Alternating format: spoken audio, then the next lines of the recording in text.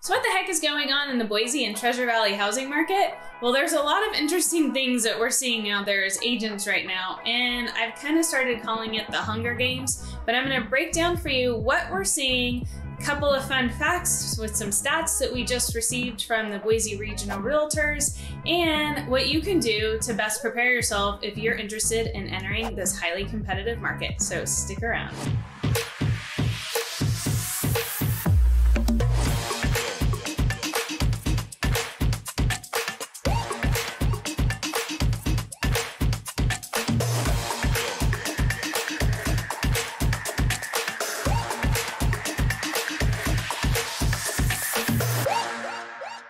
Hey there, my name is Rebelann-Mueller, and I want to thank you for tuning into my channel. Do me a favor, if this is your first time here, hit that thumbs up, hit the subscribe button, and that little bell. When I post new videos just about every Friday, you'll be the first to know.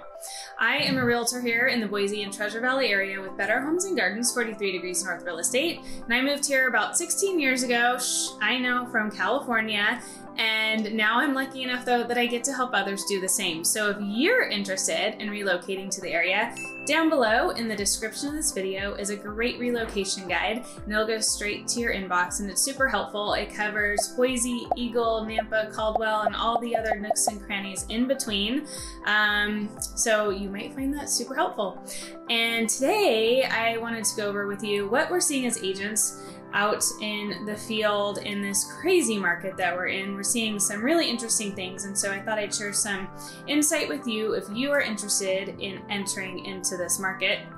I started actually calling it the Hunger Games out there because we are seeing so many multiple offers and it's so competitive that it's getting super interesting. So with that, let's dive right into my list that I made for this video. So first things first on my list, and that's gonna be, you gotta come visit the area. I've had some people who are interested in relocating to the area and wanted to purchase sight unseen, which is not a big deal. I help people purchase sight unseen all the time who have a good understanding of the town or the city that they are wanting to move to. So that makes a difference. But if you want to go ahead and purchase sight unseen, my advice to you is to please visit the area first and get a feel in the vibe so that you know what area you actually want to live in. If you're an investor, that's something that's a little bit different, but if you're looking to relocate here and live, work, and play in the area, each city does have its own vibe and feel. For instance, if you wanted to have, greenbelt access and you like the walkability and restaurants, shopping, and dining, downtown Boise or somewhere in Boise might be a better area for you. But if you want a little bit more elbow room, a little bit more quiet feel, then you might be looking at Star or Kuna, maybe even somewhere out in Nampa or Caldwell. So please visit the area first. That's the first thing you got to do. So number 2 on my list is be prepared. But what does being prepared actually mean? So the first thing I need you to do to get prepared is get with a reputable lender. Now you are welcome to use whoever you like as a lender. However, I do work with a wonderful lender, Bill Haskins over at Finance of America, and he has always come through. We have never missed a closing, and he doesn't just hand out loans. You have to actually qualify for the loans, and he makes sure that you're gonna be able to close on that home with the lending and have everything go through underwriting. So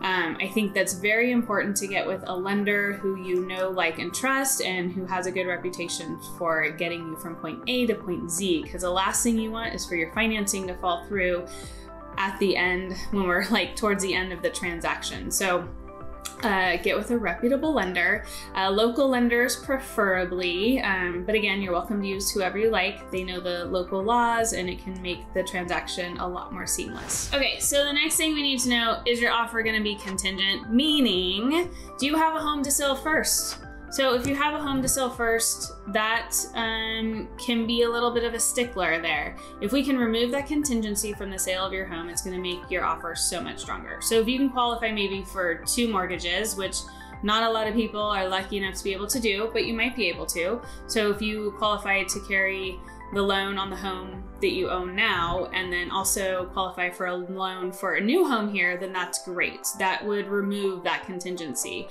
Or you can just go ahead and you could sell your current home and get that under contract, and that would help release that sale the contingency of the sale of your home.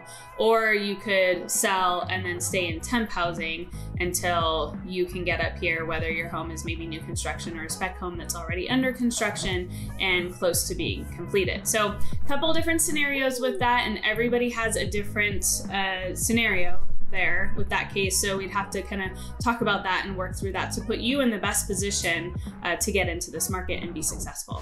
So then to prepare you a little bit for some of the craziness that we're seeing out there in the market, we're seeing tons of multiple offers on lots of different types of properties varying in price.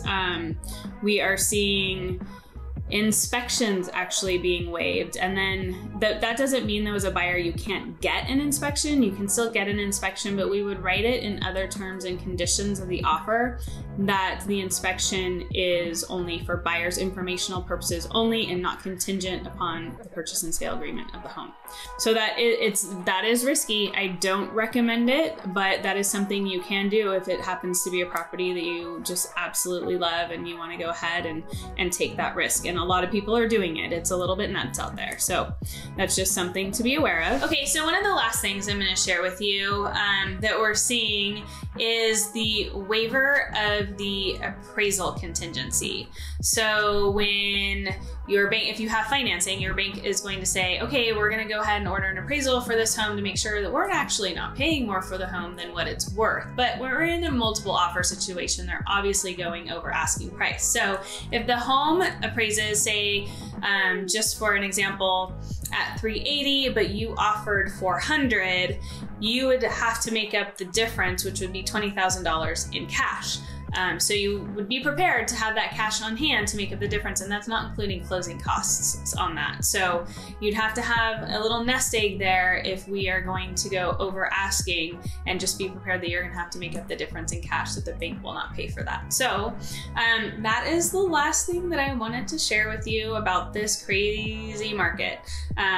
We do have a lack of inventory. There's not a lot out there. So when you do find something, you have to move on it very, very quickly.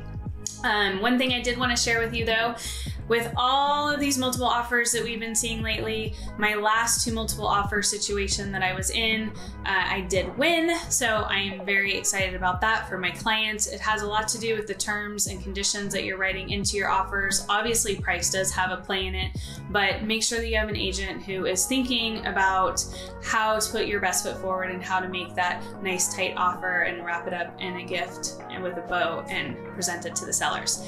All right, well, that's all I have for you. I hope you have a fabulous weekend, and I will see you next Friday.